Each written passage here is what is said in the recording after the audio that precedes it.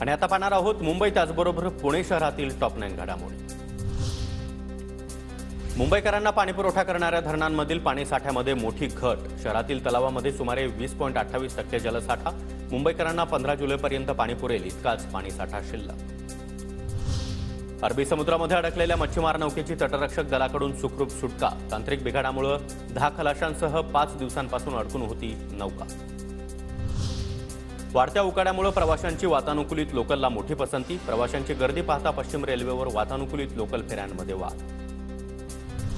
लहान बाळांची विक्री करणाऱ्या टोळीतील 7 जणांना मुंबई पोलिसांकडून अटक। 14 लहान बाळांची विक्री झाल्याचा धक्कादायक प्रकार समोर, तर 2 बाळांची सुटका करण्यात मुंबई पोलिसांना यश।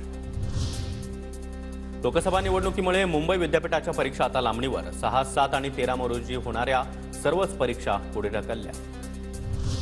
पुण्यामध्ये आता पाळीव श्वानांचा परवाना ऑनलाईन मिळणार। महापालिका प्रशासनाकडून पाळीव श्वानांच्या परवान्यासाठी पुढील 15 ते 20 दिवसांमध्ये सुविधा उपलब्ध करून दिली जाणार। सावित्रीबाई फुले पुणे विद्यापीठातील अध्यासन प्रमुखांच्या भरतीला अखेर मुहूर्त। विद्यापीठानं विविध 11 अध्यासन प्राध्यापकांसाठी ऑनलाईन अर्ज मागवले। पुणे पेट्रोल डीलर्स असोसिएशनकडून वोट कर पुणेकर ही मोहीम हाती। मतदान करणाऱ्या नागरिकांना 1 लिटर ऑइल खरेदीवर 50 रुपयांचं पेट्रोल मोफत दिलं जाणार।